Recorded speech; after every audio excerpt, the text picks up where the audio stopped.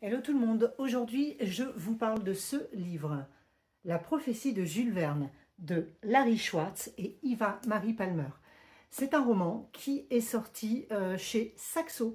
Alors Saxo, c'est le label jeunesse des éditions de Saxus, je vous en parle. Très belle sortie pour ce début du mois de mars avec donc, je vous le disais, La prophétie de Jules Verne. Alors, vous l'imaginez bien, on est dans l'univers extraordinaire de Jules Verne. Nous sommes avec Owen. Owen est un jeune garçon de 13 ans qui vit aux États-Unis avec sa mère. Il a eu des petits soucis scolaires, les résultats n'étaient pas à ce que sa maman pouvait attendre de lui.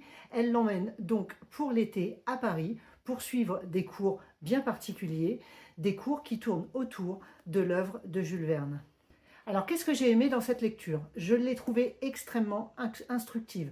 Même moi, en tant qu'adulte, j'ai appris beaucoup de choses sur l'univers de notre grand Jules Verne. Et je vous avoue que du coup, j'ai eu très envie de me plonger dans certains de ses romans, que je possède d'ailleurs.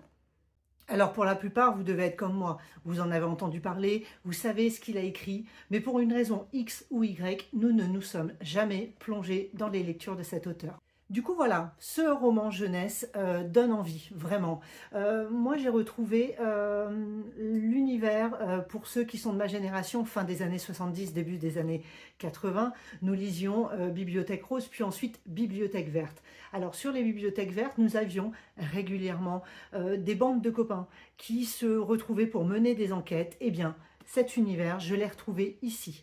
Voilà, donc vous le voyez, une fois encore, la nostalgie fait effet. Je retrouve des choses qui m'ont fait vibrer dans mon enfance et qui m'ont donné envie d'aimer les livres bien plus encore que je ne les aimais à l'époque. Alors je vous le disais, ici on est sur une enquête, on est sur des mystères, on est sur des défis quelque part que doit relever cette bande d'amis. Et voilà, c'est un pur plaisir de les suivre d'un bout à l'autre. Alors si vous voulez donner la passion de la lecture à votre ado, compliqué de lui ressortir les bibliothèques vertes du début de mon adolescence, bien entendu, mais écoutez, pourquoi pas? Je trouve que vraiment, Saxo, c'est l'univers de Saxus qui est riche, qui est fantaisiste, qui propose des histoires toutes plus variées les unes que les autres. Et en fait, là, on le retrouve pour les jeunes et pour les adolescents. Alors après, je vous rassure, même en tant qu'adulte, c'est super agréable à lire. Moi, j'ai pris beaucoup de plaisir à ça et je ne peux que vous le conseiller. Allez, bye!